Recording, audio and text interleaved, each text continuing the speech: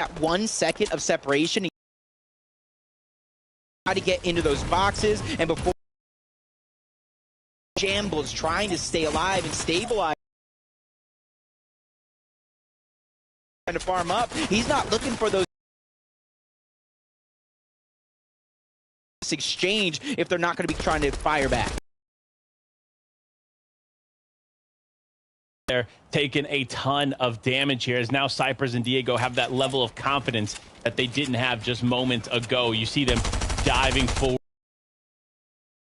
here, trying to get a bit of control, and this is a really smart play on their part, but they need to be careful because there's not too many material to go around for this team. Yeah, it almost looks like Herditos and Kytrix are just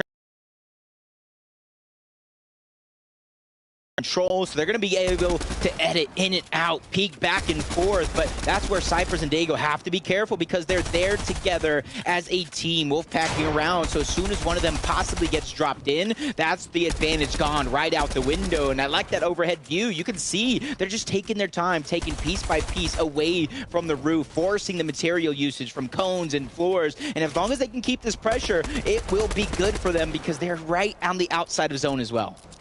Yeah, I mean, those drone shots really help us deliver on the story here. And as the story unfolds, Diego can drop down in the building here a little bit. Shots continue to rain forward for Kytrix and Doritos. They're feeling a little bit more confident. You actually see them building up a little bit, trying to get any kind of advantage they can. This fight is taking way too long, though. We talked about it yesterday, the importance of cleaning up these early game engagements quickly because you just don't have the time to waste here in the early game. We saw how it affected Arkham Epic Whale. They spent a lot of time in their early game engagements and unfortunately consistently fell down in the mid game. And that was all due to this early game contestation and the impact that it can have on your game. Cypher's, all the shields going down, even the builds, it's almost like they have no choice but to continue to try to hold their ground here in this exchange. Cypher's taking the high ground, no minis to regenerate the shields. Luckily they have 2 bandages, but that's not going to do much because as soon as you get dropped down low, it is going to be over. And that's exactly what happened to Cypher's. There goes Diego trying to do what he can and be the hero, but we've seen this all day long yesterday throughout 6 games. Sometimes you might have to abandon that plan. Sometimes you gotta know when to hold them and when to fold them. You know what I mean? You gotta know truly when to walk away from a situation like that. And fortunately, Kytrix and Doritos, they're gonna do just that, as they did end up getting the knockdown on a Cypress. But no, as I say that, they actually decide to try and get a different angle. And Diego does get Cypress back into the game. But do they have the heals to continue to take this fight? Because this is a tough fight. Continuing still on here. It looks like they're not going to have too much shield shots exchange. It does look like Dorito's going to go down, but no. Kytrix cleans up the eliminations on the other 2, and that is it for the other team. Yeah, they were looking a little thin onto that light ammo. Talk about a switch up. Panda Arkham and Epic Well no longer towards Coney Crossroads. They definitely know yesterday was not their best day, but this is why I'm talking about champions are made early, trying to not share that loot, but Beast and Remy might have been caught off guard because you saw early on in the game they were trying to third party and take those tags as Arkham continuing to put the pressure on every player he sees around the lobby. Well, we got to talk about it, right? Because obviously this has been kind of the unexpected story here on NA West. It was actually Blizzard and Victor taking over Condo Canyon and not only necessarily winning it, because both teams tend to survive through the early game, but they flourished more than Arkham and Epic Whale did. They found themselves higher on the leaderboard, which surprisingly enough has led to them now having to find a different spot here on the map. That's really interesting to say the least, because a lot of this stuff happens and sometimes you just have to make the right choice, just like the right choice here in Clouds diving in, getting a nice cleanup here onto this player. You love to see it. This early game aggression, totally different than yesterday.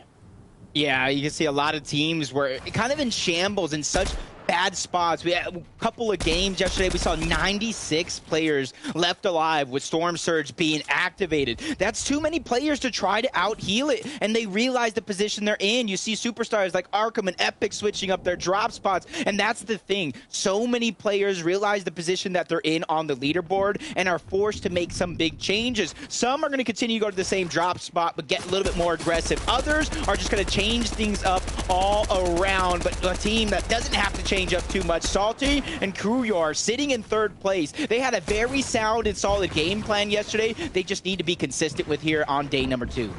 Consistency is key, right? That's why we've seen some of these teams perform better than expected, is because they just consistently find themselves in the end game. And that's what they need to do. They need to focus. They need to be locked in and ready to perform here in the final moments. Again, like we talked about several times yesterday, it's about letting those eliminations come to you and not seeking them out.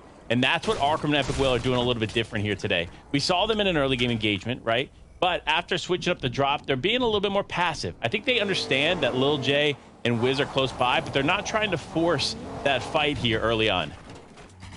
It almost makes me think that there's a lot of action that does go down. And I'm more specifically speaking about third-party action, even though Chonker's Speedway off of that drop is contested, they possibly are just looking to put themselves in a position, unlike yesterday, to where they don't have to worry about Surge, even in the early game, because that was one of the things that we talked about, being contested over at Coney, even though it wasn't necessarily a loss, because a lot of times they kind of split and went different directions, but they're not able to get the loot that they want. They're not able to get the tags that they need, and that puts them into a very, very disadvantageous position later on in the game. And that's why I like to see that switch up, even though a lot of players wouldn't, and analysts wouldn't even agree with a switch up like that.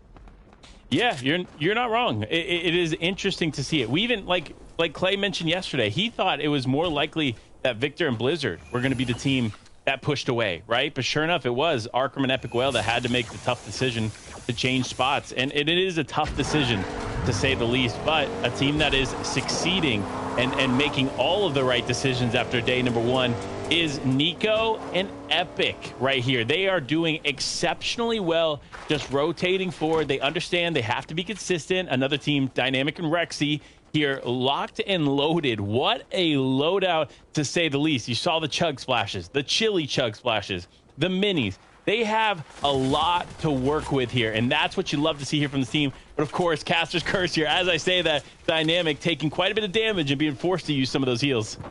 Yeah, just at the early, looking for too many opportunities for the tags, even though, yes, that's what everybody does here in the game. But for them, they're just taking it step by step. First step, get into the zone. Second step, look around, gather that information. And then depending on where you're at, that's when you're going to try to go for the tags. Peek in and out of the covers. You see Beast and Tao Tai, 142 above the threshold. They have some high ground, but sooner or later, they're going to have to travel through past a couple of teams to get directly into that zone. They are, and that's what I think a lot of teams made mistakes from yesterday, and they're kind of adjusting their game plan here today, is they found themselves outside of zone more often than they were in zone. So you have to change it up. If you're not rotating early enough, you're not utilizing the vehicles and things like that, you have to be smart about this rotation and positioning. Ultimately, that's going to affect your game, and we saw it affect a lot of people's game yesterday. But for the people that didn't affect, it's Kenzo and Caleb, our top team on the leaderboard at this time. Seem to be struggling a little bit with Surge. They're 44 above, but that's not a lot, especially when you consider how Surge is going to affect them later on the game. But another team that is being affected, it's Salty Kruyar. 77 above. They just got above the threshold, fortunately getting some of that, and it looks like Kruyar are actually going to go for that refresh. It does look like they need a refresh if they want to continue to go on throughout the mid and late game. But as I say that, they dove in and ended up getting hit by the fire there, and now they're the focus of some other players in the lobby. They got to be careful. That's the risk you take, though, when you go for loot like that after an elimination comes through. Yeah, use resources to get resources. And I would say that's a little bit of a victory because they got a launch pad as well that they're going to use later on in the game. But for a team, not talking about a little bit of victory from now, still falling below right before our very eyes continuously. 91 below, Defiable and School 44 below. They have to get aggressive, but right now they're playing defensive. I don't know how, I don't know where, but I do believe they found a knock onto Moose. His teammate's totally nearby, but he's going to have to abandon him, leave him as a solo, because if he were to try to be the hero in that play, go for the revive, that would have definitely cost them both their opportunity here in game number 1. Yeah, and this Epic Scissor here, he is he's struggling. 2 HP in a dream. He is above the threshold now, but that was risky for him to continue to take that fight. Third zone's presented itself, meaning that if you're below that threshold, you are getting tagged up. You are getting punished by that storm surge, so you have to be super careful there. It does look like Nico is out of this one, but we've seen time and time again today alone where solo players clutch up like him there in the final game on EU and just hold on. It's all about holding on here. We'll see what he can do. Yeah, plenty of ammo to work with, but sometimes when you're just living on a prayer that low of HP in a 2v1 situation, there's only so much you can do. And we jump back with them, Kinzo and Caleb sitting below, barely above the threshold. You see now 353 above. Kinzo's no longer in the game. You go ahead and find that little bit of reward, that cushion of getting the surge damage, but you lose a teammate in the process. And that's been the thing with this duo. Even though they're in first place, they had a great amount of points come from solo play off the back of Kinzo. They really have, but look, so much action's unfolding here, and it's actually defiable in school.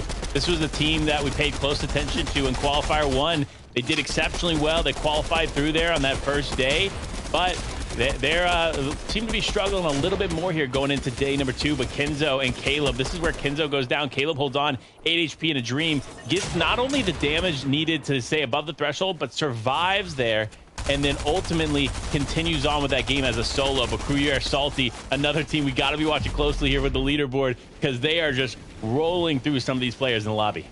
Yeah, notice one thing in the elimination feed based off of that replay. Arkham got himself 2 eliminations. That's definitely going to help. Okay. A switch up of strategy, no longer going towards Coney. Didn't see exactly where they landed, but they went so far south into that third-party territory that we see towards Chonkers to try to switch things up. And so far, I got to say, depending on their loadout and depending on their resources that they have, this could be the switch-up they need, because we've seen some big comebacks from them before throughout their history of FNCS, but this might be the most challenging. Yeah, next game, we'll have to dive in and follow them as they drop. We got to figure out where they're going, because that changeup is huge, to say the least. But the changeup is positively affecting the other team that was involved. There's Victor and Blizzard getting eliminations there in the feed as well. So this is really solid game plan changes here for both teams. But somebody that's struggling, it's Caleb by himself, trying to hold on. Potentially does have Kinzo's card, so there's always that potential for the reboot. But looking at the way the map is set up, it would be very, very tough to accomplish that. He has 2 shield kegs as well. My only question is, what opportunity as a solo is he going to be able to use those? Because you kind of heard our analysts kind of break it down. When you're a solo, you might have to expend a couple of extra mats to build a double box, so teams might not guess that you are that solo. But seeing one person heal off a shield keg, I think that would be a little bit more of a giveaway. You see Victor taking down Krizux. And that's what I love about West. There's so many up-and-comers, and it doesn't deter some of these guys from taking on the biggest names in West region. You're absolutely right. I mean, look, for example, Victor, Blizzard, 2 people coming into FNCS finals. I believe it's their first finals, or at least one of their first final this season. Yep. So that's huge. That's a huge change of pace. And despite them being contested by what was notably known as the Kings of NA West, they did not lose. They did not stop holding their ground. And fortunately, it's worked out in their favor. So the game continues on for them, just like it's continuing on for Rays and Pars here, doing a really good job of holding the edge of zone and just gathering intel. This is what you love to see. You're in second place. You know consistency is important, right? You even potentially saw in the elimination feed that first place has lost a teammate. So that means it's all about collecting all the points you can here, but let them naturally come to you. Yeah, that and the information of everybody as you try to travel in towards the zone. And for a lot of the people on the outskirts, it wasn't a bad pull for them. Everybody just having that equal opportunity. See School being pressured towards the outside by Rays, Pars, and a couple other players left in the lobby. 344 above for them, but 10 above for Salty and Crewroar. They've done a good job of surviving up until this point, but they fall 12 below, 18 below, so they're definitely not thriving just yet in this situation. But for them, they have all the experience. They've been in this situation before yesterday, so it's business as usual, as they're just trying to go those easy tags, not end up in a straight battle with somebody, but just what they can get. Well, and this tells you how stacked this lobby is. Cruyere has 2 eliminations and is still below the damage threshold, meaning that these teams that are in this lobby are focusing so much on these surge tags that it's causing players, even with several eliminations on the board, to still have to fight even more for those tags. So it's really interesting to see the way this plays out. Just like Quinn here, though, getting what looks to be the better of a player there. But as I say that, pressure comes in from another wall. Quinn holding on here, just waiting for the opportunity to take a shot there. And note, this other team is just relentlessly pressuring them. Quinn trying to gather intel, figure out what's going on there from the other end. But Wave now both together. They want to work in unison here in these moments. Try and see if they can get the better of any of these players and hope that it works out for them. Yeah, everybody just trying their darndest to stay above that damage threshold.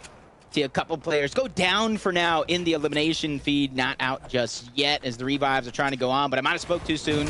Slicksy is going to be out. I do believe Vibesy fell earlier, so that duo is going to have to rethink their strategy going into game number 2 as Cruyor and Salty with that little bit of high ground, making great use of it, continuing to put that pressure on and figuring out that plan. It's probably even setting up a short pad, but in order to set up that short pad, you need to take out the opponents right above you as they might look to try to recycle that. Caleb still doing an amazing job finding an elimination at the edge of zone, would include a refresh as he's going to be stacked up on those hard mats. He is. He's going to be stacked and ready to go, using the Spider-Man web shooters to get himself into zone. Really smart play on his part. You see him box it out in twos. Again, like Clay and Tokata talked about there early on as they were breaking everything down. This is super important to present yourself as a duo and try to be stealthy, right? You do not want to be a solo player and obviously be a solo player in this lobby. So great on Clay, great on Tokata being able to break that down, and we're seeing it live here for this top team. Yeah, he's jam-packed, side to side, players on his left, players behind him, players below. He's looking at a team above him as well, where everybody now has to go. The silver lining for Caleb. Get out of that position, lead the charge for him, recycle those builds, and continue to try to fly under the radar. But a team that won't have to do that, sitting in second place, one elimination, plenty of resources in their loadout to use. Gonna be Pars and Rays as they peek through the cone to try to gather information here. And that's so important, Panda, that I'm always trying to tell people, is gathering that information before the zone begins to move so you can actually plan out your route and you're not thinking on the fly. Yeah, you are correct here. You cannot waste too much time here trying to figure out the game plan as you go. You kind of need to strategize ahead of time, and that's what Cruyor and Salty are doing. They knew they were going to use this launch pad. They knew they had another one in the inventory. Now it's just about getting ahead of zone, and they're doing just that. Fortunately for them, though, they have tons of material to work with. This is really positive, but on the opposite side of that, Salty actually taking a ton of damage there. Caleb also swinging his way along here as he gets into zone, just trying to recycle as many of these builds as possible, potentially going for what is a few shots there, because unfortunately, Caleb is below the threshold here for Storm Surge. Yeah, for the first time in this game, they picked up a lot of that damage for Storm Surge when Kinzo was still alive. Now he's doing that as a solo, and you see him continuously falling below the threshold. Cruyor and Salty, they're just trying to get ahead of zone, and eventually they're going to try and look back, just like you see. That's Horitos. You better watch out. You better not shout as Cruyor and Salty are coming to town as they pick up that elimination. Combat and Gordo towards the top, starting from Tilted, but it might be too soon for the high ground, but only time will tell.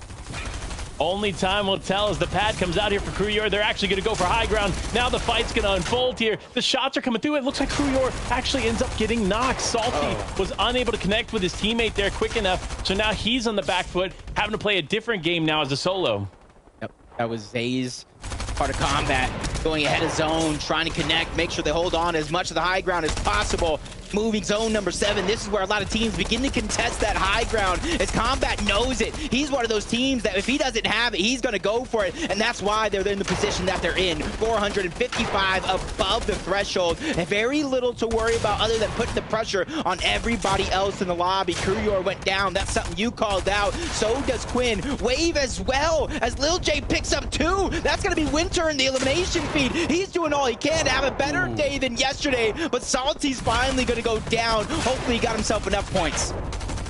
Hopefully he did. Now as Favs actually drops as well. It's Snacky by himself here. Another solo situation for these games. It seems like there are so many solo players trying to Snacky. We saw him in the semifinals, in those final moments as a solo player, clutch up and win the game. Can he do it again? That's the question. Yep, that is a question, a big question to be answered here. Snacky sneaks up onto Kevin. That's going to be the first down, going for that refresh, in which he needed, but it's only going to be a little bit of match for now. He was bone dry, but Snacky, that's not going to stop him. He knows with the little match that he has to go for one more. Unfortunately for Notch, that's going to be the target, but Snacky knowing, playing it perfectly, bouncing in and out of zone. He finds another elimination and a refresh, but it's still not much, so his job isn't done just yet. Job's not done. Job's not done here for Snacky. He needs to continue to work forward, running out of material there. Fortunately, he does have the resources to get there, and man, what an elimination onto Punisher there as he goes through. Epic Whale still in this game as well, but as I say it, unfortunately, he goes down. Snacky still fighting as a solo player. Again, clutching up. This is what you love to see. Another elimination comes through, but no, he goes down. Pars, our top team, still alive as Gordo in combat, holding the high ground, trying to hold it down. It's a 2v1 situation to end the game. And luckily for them, Snacky got in the entire lobby by himself. Combat drops down low. He knows his teammate has the high ground, but he's taking it as a 1v1, but he doesn't need any help. Pars goes down. They take game number 1. They take game number 1. Look, this is what you love to see, right? This team wasn't necessarily on the top of the leaderboard going into this, but this is going to cause a big shift for them. Yeah, and for Snacky, taking out so many teams at the end, still not getting the match refresh, but the Siphon match were just enough to keep that train rolling. And I better go ahead and get a ticket, because I'm all aboard the Snacky train here after that first game. Did a wonderful job to qualify here, but the story right now, Combat and Zay starting from Tilted Towers, going all the way through, holding on to the high ground, even trusting each other to take that 1v1 on the low ground. That is how you start a day number 2. Absolutely. And for Combat and Gordo, this is the momentum shift they needed, right? Especially identifying that they took out the top team on the leaderboard there in that final moment. That's gotta feel good, but we won't know what that leaderboard truly looks like until we throw it back to the desk. So you know what, Kelly, Clay, Tokata, take it away. Tell us what's going on. Thank you so much, Panda and Jacob there. And what a great way to start it off. We said it already at the start of the show that this is a new opportunity for new teams to come out on top. And that's exactly what we saw from Combat and Gordo. Although, Clay, we do have to give a shout out to Pars there, ending it off at a 1v2. He did so well, just staying up, trying to get to that last little bit of a moment. And we also got to give a shout out to Snacky because they did so well. But look at how Pars survived here. Just looking so great with Raze. They had great teamwork. Then unfortunately, they end up getting separated here. And while Raze is trying to keep Pars up, he ends up going down. Pars just finds everyone on the backside, eventually finds the one elimination they need. Epic Whale gave him just enough materials to keep their journey going. And then unfortunately, when it's a 2v1 in that situation and you got no mats, there's not really much you can do. No, especially not against Combat and Gordo, which I believe is actually Zay's. So Zay's being a pretty prominent player here in the NA West. And, you know, when I saw them take height in Zone 6, Takata, I was like, oh, another team taking height early. They're going to lose it. And then we saw Courier and Salty try to steal height. It didn't work out for them. So what is Combat and Gordo doing right? I mean, clearly they're doing something right, Kelly, and it is knowing when to take certain positions. We can see they had the high ground when they needed it most, and just from playing that position game, they were able to turn it into a player advantage, 2 versus 1 in the late game, and securing that nice last elimination to get the victory royale, and even had a good amount of elims, so that's a great way to start day 2. A great way indeed. And one team that we keep looking towards is Snacky and Favs. Clay, you were just talking about it, the performance, the solo performance that we got to see there. What was that? Was that 5 elims from Snacky or 6? Yeah, I think it was 5 or 6, and we'll start looking at him here. Still has Favs up in this moment, but you'll see Favs will fall shortly as Snacky goes down really low, but look at the tracking there. Perfect shots came through. Favs does end up going down, but Snacky doesn't panic. He's getting shut out, still doesn't panic. Finds a solo. Actually, there's going to be a duo on the backside of the zone. It's going to be Kevin, who he actually prioritized the healthier of the duo, which gave him so much more materials and room to work with. You saw that elimination there onto Notch, and then the beautiful one there onto Punisher. They did go back into zone to get the Cypher materials, and look, they missed with that shotgun, and then the perfect headshot tracking there with the SMG. Really just Excellent gameplay. Yeah, I underestimated him. I thought it was 5 or 6 elims, but in fact, he walked away with 7 there. So definitely going to shoot him up in our top 10 leaderboard. But who is holding first place? Unfortunately, Combat and Zays were currently in 45th place before that game. So I don't know if we're going to be seeing them here. And no, we aren't. But of course, Pars and Rays, a great performance in that game. Still holding strong. Now having a commanding lead, Takada. Wow, I mean, you can see Pars raised 223 points, but I want to keep an eye on second place, Favs and Snacky. Going into this game, they were in 7th place. Now, in second with 191 points. That just shows how much you can jump in the leaderboards if you have a good match. If you get a good placement alongside those eliminations, it can really change your standings on the leaderboard. Beast and Taotai, though, 6th place, making their way up as well. A lot of bigger names making their way to the top 10. We've got Landjock and Punisher now in 9th place. They're being a little bit more consistent. And yes, we do have that little bit of separation, going to be about 32 points there. But again, the difference is quite literally just a victory royale's worth of points. So if Pars and Rays don't make it to 1 in-game here and they stumble just a little bit, it's not looking good. Now we make our way down to 11th through 20th. This is changing up. Jelty and Krizix drop back down. Knux, where we are, drop a spot down. These teams really need to start making these games count because they're running out of time. And I mean, Takada, what I'm seeing here is still Combat and Zays not moving up into the top 20, even with a VR.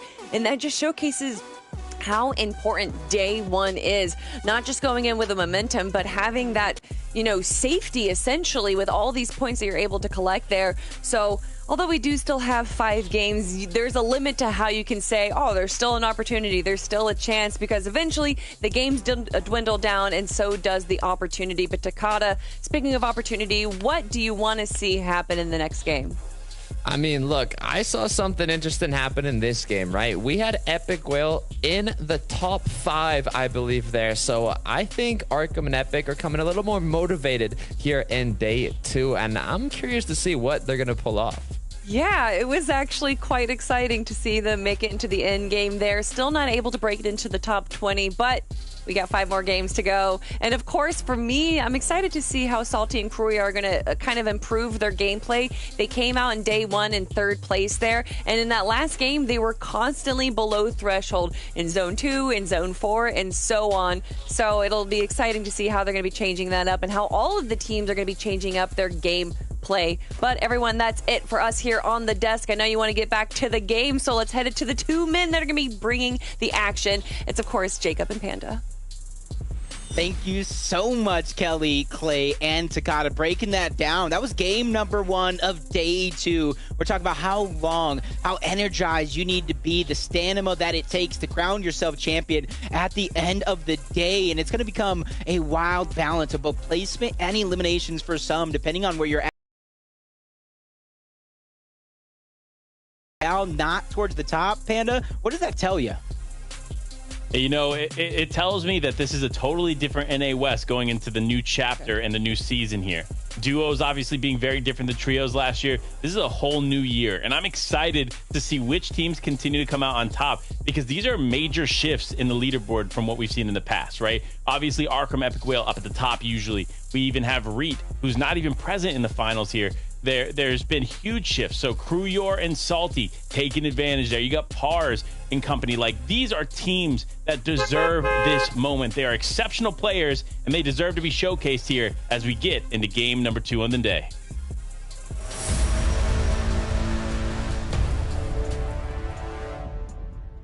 One game down, 5 more to go on the day.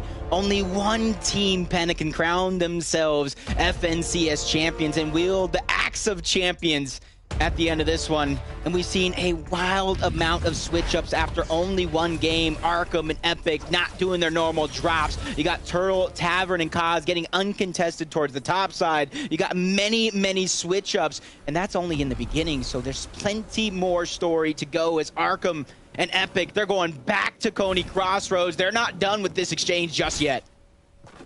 They aren't. This is interesting, right? So we thought that they did not land here last game, right, because of where they were positioned. But in reality, they could have just ended up hitting a few buildings and then rotating quickly. So this shift back over here to Coney is interesting to say the least. I need to know, though. I need to know Game 7 where they landed for sure. But I'll figure that out and then get back to you guys. But Frappe and Nate, another team that we watched do pretty well yesterday. Now here in day number 2, looking to repeat that energy.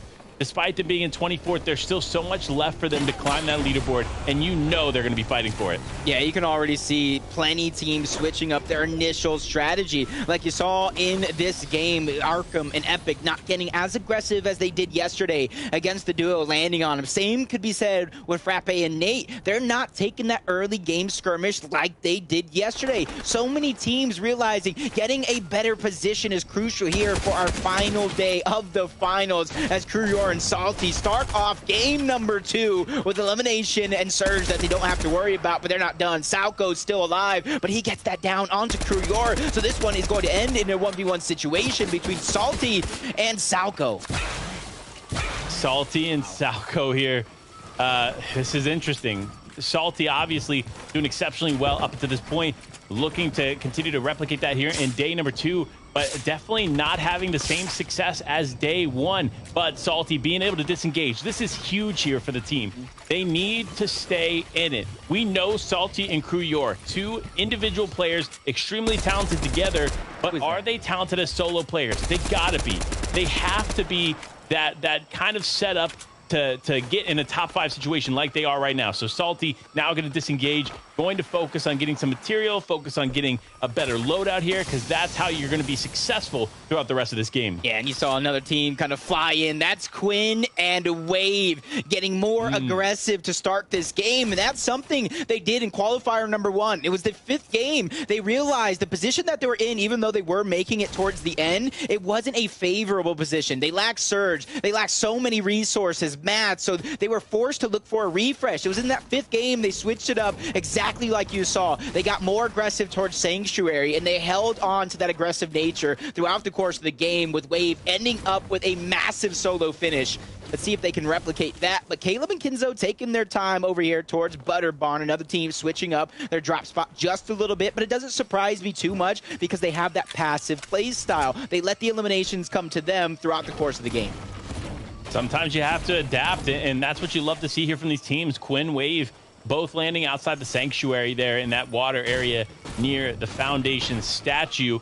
Now finding themselves rotating forward here. Does look like they are set up somewhat for success here going into this game, and they're looking to create some success. Quinn, Wave, 2 veteran players. They know what they need to do in high-pressure situations. It's just about getting to those high-pressure situations here, which is what they're going to be doing here now that day 2 has presented itself. But no, we got to talk about all the vehicle rotations we've seen over the last couple days, and some interesting rotations there from Slicknick and Convict. They're trying to hold on here, getting tagged up quite a bit. The vehicle very, very weak here. They're going to have to probably get rid of this vehicle relatively quickly, but they do actually successfully get away from this other team. But a team that they had a lot of success day 1, looking to try and continue that energy here in day 2. It's Nigel and Angel. Yep. And don't let the outfit fool you. This ain't no joke and matter as Nigel and Angel continuously trying to put the pressure onto Trey and Kiowa. And Kiowa already turned down a big fight yesterday in a 1v2 situation. Can he replicate that here? He's just trying to take the high ground, maybe even act a little bit more defensive as he's just backtracking in his steps, not wanting to let all the game go down to this one final moment. They're trying to gather that distance between them and their opponent, but no, he gets tagged up again. Trey goes down. Kiowa, you have to do it by yourself yet again. Yeah, this is tough, man. Trey finding himself going down, but good energy, though. Still a lot more left to play here for Trey and co. And Angel and Nigel, they needed this, right? They had a really solid start there. Slowed down a little bit in the second half, and they're looking to pick up that pace here as they get this elimination onto Trey. But no, Kiowa decides to stay in the area. Definitely a risky play on their part, but Nigel, it's going to work out in his favor as he gets the elimination, and now 3 more points on the board for them. Yep, that's a great start. Just kind of taking those points as they come to you. Don't have to worry about much. But Bernie and Midi here, they have to worry about a little bit. That's going to be a team above them. Pumps and Clouds, they're just trying to take a lot of exchanges early on, so they don't have to worry about Surge, but unfortunately it hasn't been going their way. But there's always that moment that you can always bring it back and then have a much better time here, especially since they have the high ground. They're not wasting too much ammunition to put the pressure, and that's going to allow Vernie and Midi to land a maneuver free towards this low ground. Yeah, you love to see Midi and Vernie here playing together and playing this smart. Despite the pressure coming through here from Cloud & Co., they're playing really, really well. And you see it there. Vernie picking up that half pot there from Midi. The communication is on point. The information is on point. Now it's just about surviving here throughout the rest of this game. But with players like Pollo and Caesar there in the distance, they are going to need to be careful. Yeah, you don't want to get caught up there in that chaos and then see so it's all following them. They don't want to let this Surge potential damage go to waste. But I like what Clouds and Pumps are doing. They don't want to kind of stack themselves up on top of another team, so that way they become a target of multiple third-party attempts like you see.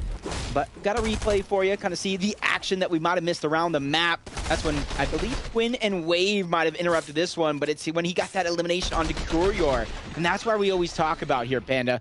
A few seconds of separation between you and your teammate causes just that. Doesn't matter how good you are or how good you've been doing. And yeah, this is that moment. I knew we were going to see this sooner or later. Quinn and Wave just taking full advantage of the lone player. And you see Wave excited in that moment. That gets me excited for them in this game, right? You see the big old smile on his face. He's like, you know what? Yeah, we got that elimination. Don't even worry about it, Salco. We're going to keep it going.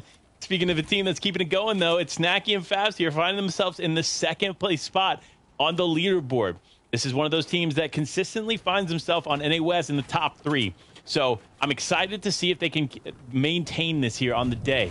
They didn't have necessarily the greatest start yesterday, but here in the end of yesterday and in the early games of today, they are turning that around. Yeah, you know, some players just play so much better when the pressure is on. And you know, when the pressure is on, Panda, you can either crumble like a lump of coal or you can just emerge as a shiny diamond that everybody wants at the end of the day. And that's what champions are made of. They're able to go through the pressure, battle through the adversity, and come out on top, as Kenzo and Caleb still sticking to that strategy. Hey, when you're at the top of the leaderboard, you're sitting pretty, not too many things going wrong for you, you can play this passive game, especially since they're always on the lookout, gathering that information and relaying it to one another so no other team can realistically sneak up on them. Yeah, they're doing a good job, like you said, of just controlling the pace of their games, which is why they find themselves in the top 5 spot. And it's really just an impressive performance from start to finish. And this is just a good example of what they do well, right? You see the players in the area, and they're taking full advantage of the players as they rotate. They're getting those shots in. They know Surge is going to be a factor here in this game, so they decide to get those tags early and then start to rotate. That's kind of one of those few exceptions I give players if they're not in zone, right? It's because they know that there's other players outside, so they get the tags on them first and then go, right? So I'll give it to them. They are rotating in now, so that's the important part. But speaking of important things, it looks like Courier and Salty both in this game.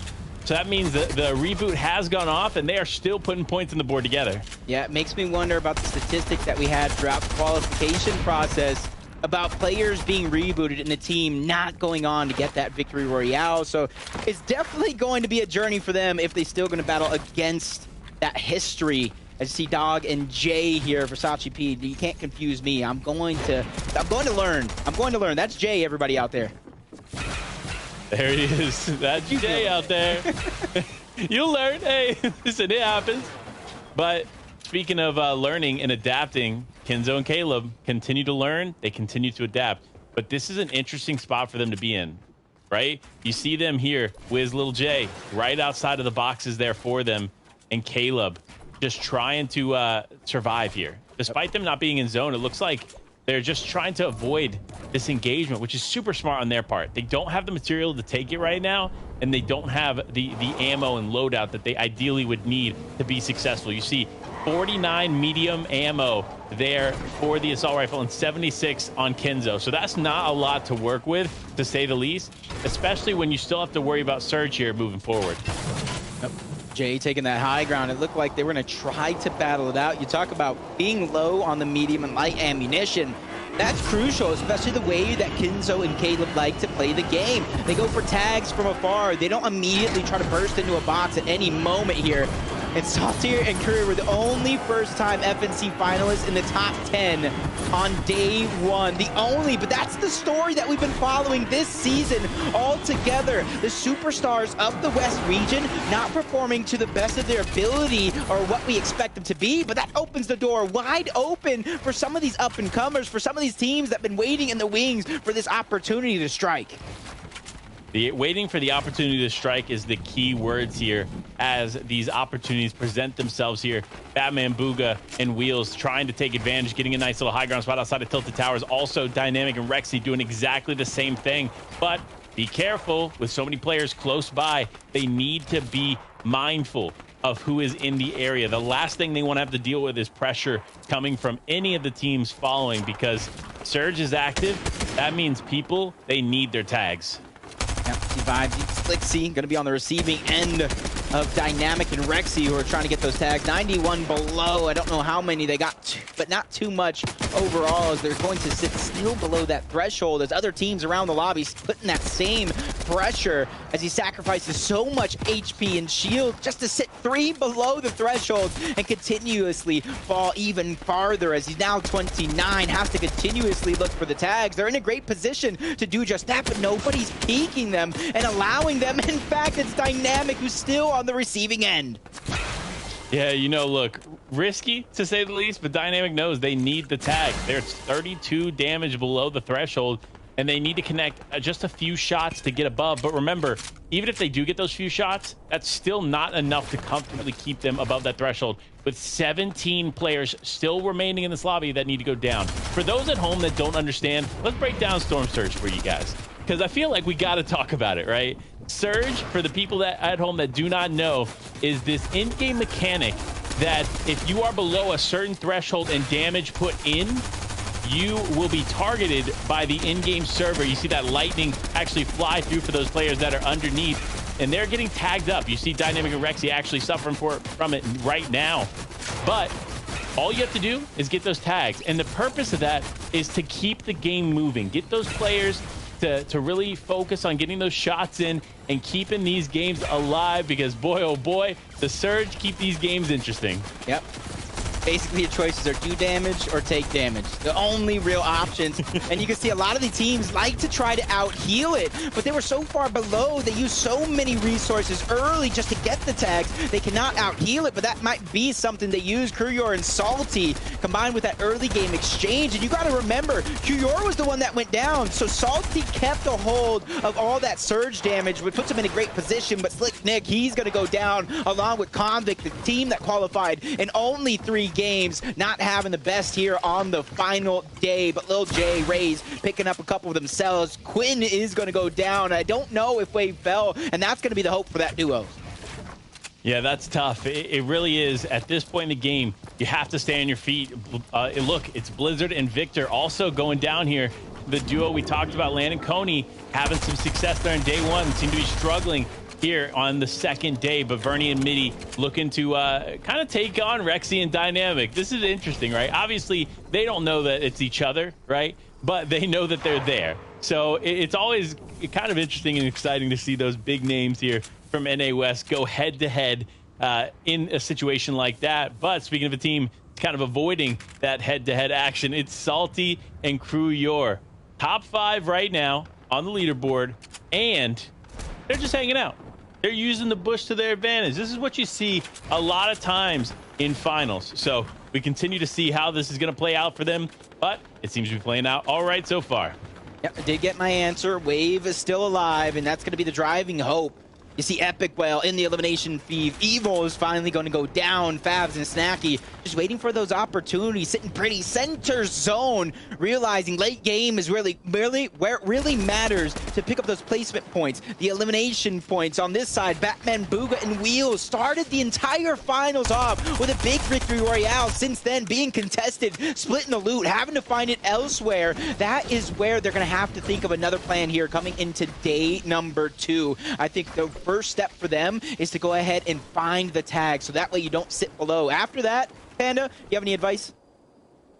It's tough. right? Obviously, being consistent, paying close attention to what's going on. That's the best I can give you. But as far as Surge goes, get it early and get yourself in positions that Surge presents itself to you. I cannot stress that enough in these games. I think that's one of the biggest mistakes we see in NA West is they're always very passive. They're always a little bit slower than the other regions. But on the opposite side of that, while they do have more players up, you also have more players suffering from that storm surge, which ends up playing a huge factor for them. So even if they do have a good like off spawn engagement, they win, they get a couple eliminations early, it's still not enough for them to comfortably play out their game with Surge. So they have to be super careful of that, be mindful of that here on the NA West region, because it really is different than any other region. Yep. I think a lot of these players like to try to take destiny into their own hands. Instead of slowly waiting for those opportunities, they're trying to create those opportunities. And that's just a learning lesson for some of these people, realizing what to do, what not to do, and that's the way we see a lot of the progress. And that's possibly why we see a lot of newcomers, a lot of those players that weren't necessarily known as the biggest names in West now sitting towards the top of the leaderboard, trouncing over some of the fan favorites as Kruger and Salty now begin to move into zone. A couple of teams sitting around them, 2 of them are in the top 3. 2 of them are, yeah, and it's funny how it's been the tail of these top teams relatively close to one another. So it's going to be interesting to see if they end up clashing at all. But looking at Salty's inventory, it's not a good sign, right? This is not the loadout you want to feel or want to have here at this point in the game, especially 11 builds. They're going to need a refresh, and they're going to need it fast. Yeah, that's what happens when you spend so much time in zone. You're forced to get that reboot.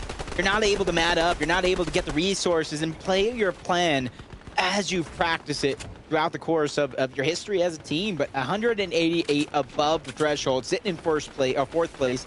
That's not too much to worry about in terms of where you stand on the leaderboard, but you talked about so many things still not on their side. One of those being the low amount of ammunition as we switch on over to Herbie and Poppy, sitting 165 below the threshold. Multiple teams around them to where if they want to get aggressive, they have the chance to get the damage, but a lot of those teams are some of our heavy hitters.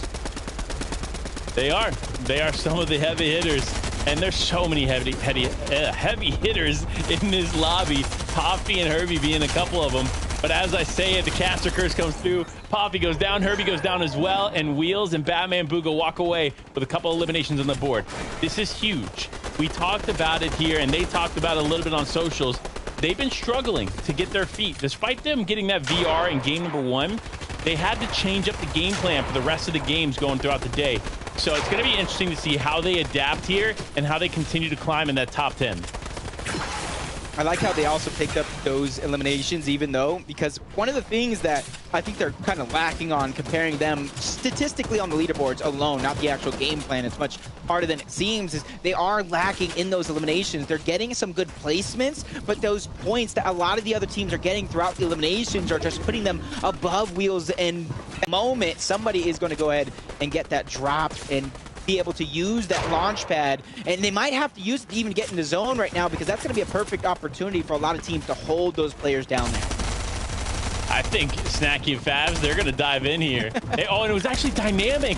So one of our other top teams there close by almost fell victim there to Favs, and the SMG diving in on the box, but fortunately for him, they are going to still be up in this game, as Snacky and Favs also up in this game, just looking to take advantage of any of these players rotating around them.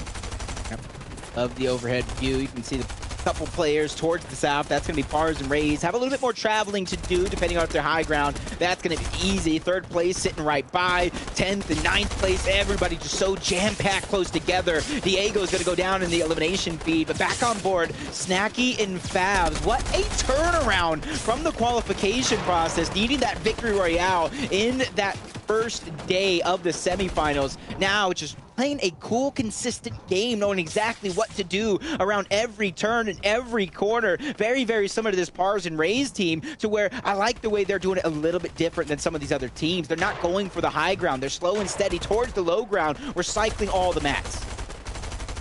Yeah, it's really smart on their part, especially in the situation that they're in. But will they be able to maintain it? They're still going to need a refresh here. because this is 6th zone. Ooh. This is the point where you're gonna see stuff like this happen, where they end up getting focused and they don't have the material to hold these other players out, so they have to be super careful. As it look at that, Par is trying to dive in the box there, does recycle the launch pad here from the other team, but they need to be super careful. Shots start to rain in. Raze actually takes a little bit of damage there, but Pars is just ahead, so both now ahead in zone, just trying to dive into these boxes. You see the desperation come through here for Raze and Pars as they need a refresh. They need the material. They need something to go their way in these moments. Yeah, that's Pollo and Caesar going against Raze, and it's Pollo who drops him and continues on his journey, trying to get to the center of circle. Pars has to do it by himself, and if you look at his loadout, doesn't have very much light ammunition, trying to get into the car, and he gets taken down by Pollo, who finishes what he started. You see Caleb's down, Dog and Jay towards the high ground. Everybody in this end game taking form. Yeah, Punisher there in the elimination feed, getting some nice eliminations. That's what you love to see. These major names, they're up and they are fighting. They are fighting to showcase why they deserve to be here in the finals. Now, though, it is Jay and Dog, Mr. Versace himself, up there on the high ground, trying to hold down the pressure. This is what you need to do, right? When you are on high ground, you have to pressure anybody directly on the layer below you, and they are doing a good job of that so far. Yeah, somebody finally looked up. They chopped Dog down for just a second, but not long enough to really cause any sort of interruption towards their game plan. Wiz and Lil J doing a great job throughout multiple moving zones, staying ahead of it, even possibly finding that elimination. Versace P is going to take down Pollo from the high ground. Nico takes down Bolt. Punisher and Landjock are staying ahead as well, but Chip and Lime are close by. That could be an interruption to their game plan as well, but once again, the team taking it at the perfect time, finding a way to hold on to that high ground. Finding a way. That's the story on the day. Finding a way to come back. Jay and Dog are doing just that there, holding down the high ground. You saw with the elevation change there, they have an opportunity to control these other players. If it continues to pull over that mountain there, they can actually keep players down and have them struggle to rotate. But no, it actually does end up pulling away a little bit. But now Lime and Chip actually stealing the high ground. This was not a change I was expecting. But again, that's what happens when Jay and Dog took the high ground a little too early. Fortunately for Chip and Lime, though, or unfortunately, I should say, it looks like they are the focus here of another team attempting to go for the high ground. Yeah, they had to expend so many mats to continue to hold on to the high ground, but they're going to do it for now. Dog and Jay not giving up without a fight. Dog's going to drop down low, but so is Chip. Babs has to go and have a repeat performance of what Snacky did. He's not going to be able to. He's going to drop. 6 teams remain. Some of those are doing it as solos. Some of them are. Snacky, Fabs, both down here and out of this game, but Lime by himself here, trying to clutch up, finding himself in the 10th place spot on the leaderboard. This could be a huge shift here for them. Jagveer, another team that desperately needs a solid game here to continue to climb the leaderboard. You see him just holding on, utilizing the armored wall. Such a significant play here. Wait, no. It's a fatal four-way. A fatal four-way. They're all solos. Solo players here in the final moments. Jock in that middle layer, looking to hold it down, showing his veteran status in style. He's trying to dive down and find this player on the low ground. Does not end up connecting with him. Does find a few material, but not a lot to work with. I wonder if he's going up the mountain right now. There goes a play. Landjock is towards the low ground. No builds to recycle. This one is going to get tough. I feel like I saw this earlier today with multiple teams going down, unable with the build. That's Jagveer going to fall. Lime, it's only sooner or later as he has the high ground and the position to take the victory royale in game number 2. He takes it home, and what a way to do it.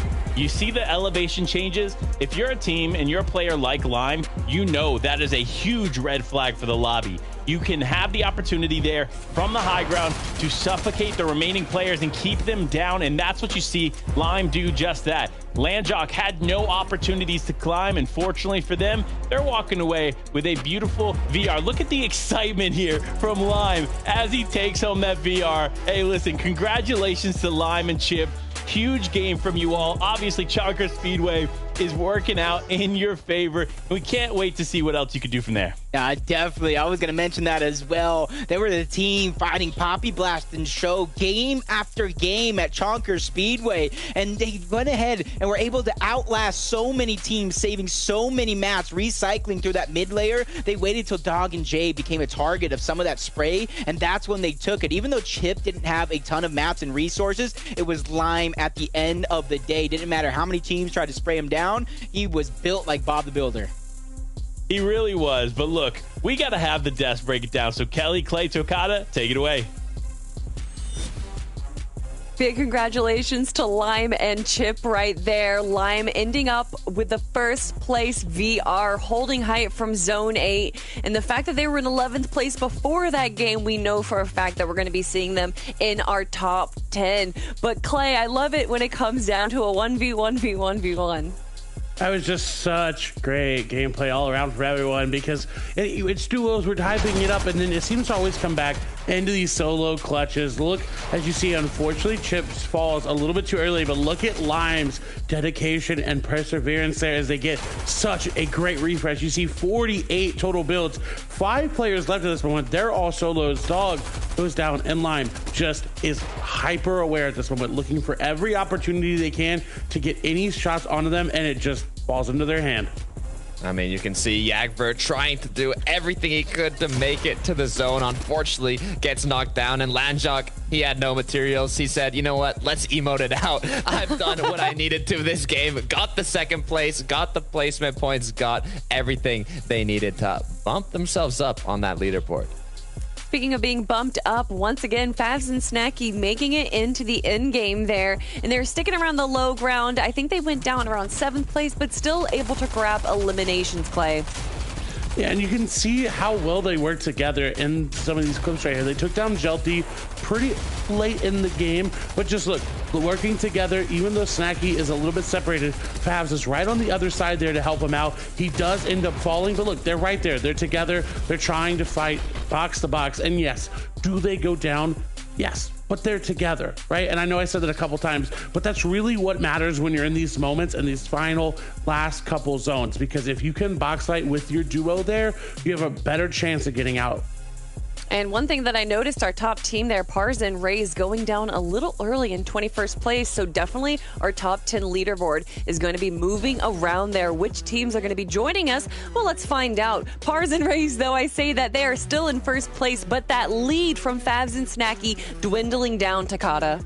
I mean, you can see it from 7th place in their last match yesterday to now bumping it up into game 2 to 2nd place and now increasing that lead. Favs and Snacky are doing an amazing job of holding strong, but another duo which is doing just as a great job is Pars and Rays, although just like you said, they went down a bit early in this last match, so that difference between the 1st and 2nd spot is getting thinner and thinner, so they're gonna have to step it up if they want to stay on that number 1.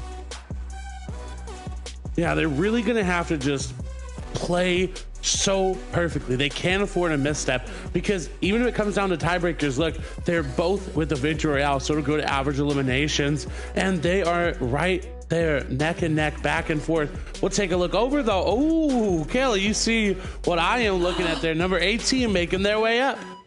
Slowly but surely climbing up the leaderboard. And of course you want to walk away in first place, but if you can't reach that, then you want to try and reach it as high as you can on our leaderboard, because the higher placement you are, the more money you're going to earn. And you know what? Originally we would have seen Lime and Chip, who were in 15th place last game, but after that incredible VR, they've bumped themselves up to the top 5. So there is still so much chance, so many opportunities. These teams right here can follow in the footsteps of Lime and Chip and climb up 10 whole placements. So still a lot of opportunity here, but we got to talk about what we saw in the early game, of course, because the early game is going to be affecting the end game there. And I believe we saw Salty and Courier, they weren't below threshold that game. They were able to grab some good eliminations. So what exactly changed there, Clay? Well, we saw that off-spawn fight where Courier actually had to just run away and disengage, come back later to try to go for that reboot card. And that's where it comes in. That damage early on, even if you're not able to get all of your teammate out there, you can grab that reboot, get them back in, and that damage will still count towards the Storm Surge. So sometimes being contested is good, and other times, not so much. Yeah, a lot of early fights there, and we actually saw Krizix go down early, I think, in Zone 5, and, I mean, we saw Jelty survive towards the end game there, Takada.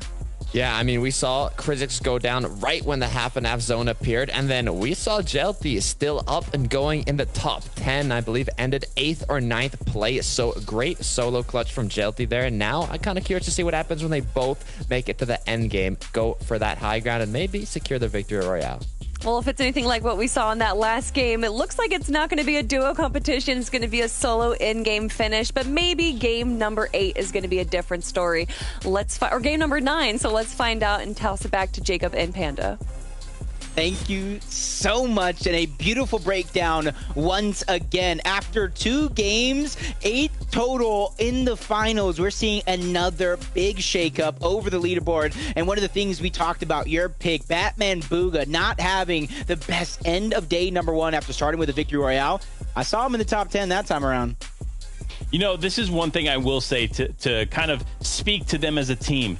They are consistent. They find their way to the end game, but it looks like the last couple games on the day, we watched Batman Booga go down, and unfortunately, then it's just a downhill spiral there for Wheels. So they need to make sure they stay together and stay up in those final moments. You cannot afford to lose out there in those last few seconds. That's where all the points are available, but points are available. It's game number 9. Let's dive into it.